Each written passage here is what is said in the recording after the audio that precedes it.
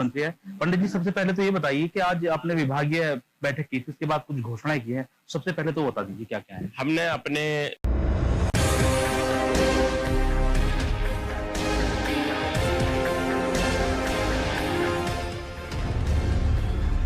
नमस्कार, बहुत बहुत स्वागत है आपका न्यूज वर्ल्ड इंडिया की खास पेशकश अपना उत्तर प्रदेश में। मैं हूं आपके साथ मनीषा शर्मा। चलिए रुक कर लेते हैं बड़ी खबरों की तरफ। यूपी के श्रम कल्याण परिषद के अध्यक्ष और राज्य मंत्री पंडित सुनील भरण ने आज न्यूज वर्ल्ड इंडिया से खास बातचीत की है। साथ ही उन्होंने इस दौरान न्यूज वर्ल्ड इंडिया से वेस्ट यूपी हेड से अपनी योजनाओं को लेकर भी महाराष्ट्र में गिरफ्तार किए गए केंद्रीय मंत्री और तालिबान को लेकर बेबाकी के साथ बात की है। देखिए सीधी बातचीत में मंत्री ने क्या कुछ कहा है।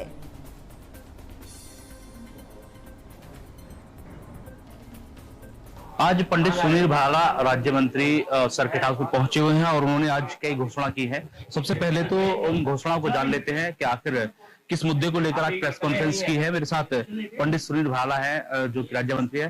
पंडित जी, सबसे पहले तो ये बताइए कि आज आपने विभागीय बैठक की थी, उसके बाद कुछ घोषणाएं की हैं। सबसे पहले तो बता दीजिए क्या क्या है। हमने अपने जो श्रमिक परिवार की बेटी है, उनके बच्चे पुत्रियों के लिए विवाह कन्या योजना यानी कि ज्योतिबा फूले विवाह कन्या श्रमिक योजना के लिए उसे 15,000 रुपए से बढ़ा करके 51,000 रुपए किया है।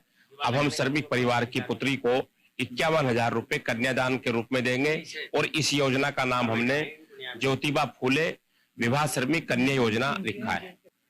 चेतन चौहान खेल क्रीड़ा श्रमिक प्रोत्साहन योजना, जिसको हमने 10,000 रुपए जिला में श्रमिक खेलने वाला उस परिवार के बच्चे को 25,000 रुपए की धनराशि और जो प्रदेश में खेलेगा उसको 50,000 रुपए की धनराशि और जो केंद्र में खेलेगा उसको 75,000 रुपए की धनराशि और जो अंतरराष्ट्रीय स्तर पर खेल के श्रमिक परिवार का बच्चा आएगा उसको 1 लाख रुपए की धनराशि प्रोत्साहन के रूप में देकर के उसका उत्साह बढ़ाने का काम हमने 29 तारीख को जो अपने मेजर ध्यानचंद जी की जयंती के अवसर पर उसका शुभारंभ करेंगे और राष्ट्रीय खेल दिवस के रूप में है, तो उस योजना का हम शुभारंभ मेरठ से स्टेडियम से प्रारंभ करेंगे। मेरा दो बातें हैं, मेरी दो क्वेश्चन है जिस वक्त तो काफी हॉट है।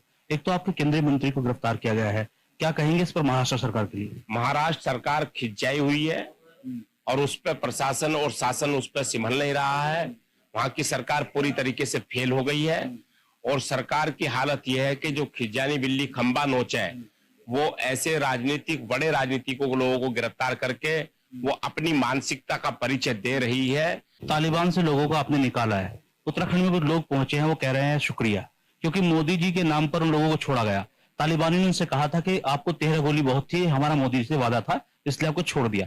लेकिन अब तालिबानियों का एक वीडियो वायरल हो रहा है जिसमें मोदी जी को धमकी देने की कोशिश कर रहे हैं, बात कर रहे हैं।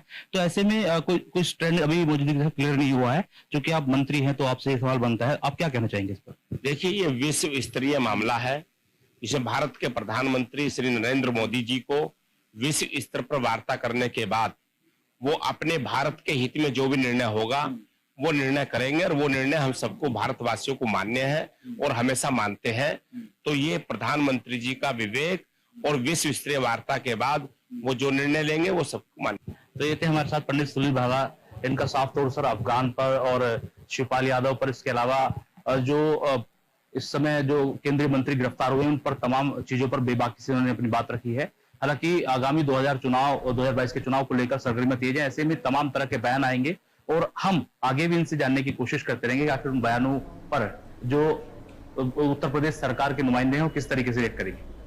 अपने सहयोगी बाबर के साथ मैं Manohar Chauhan, news world India, Meerut.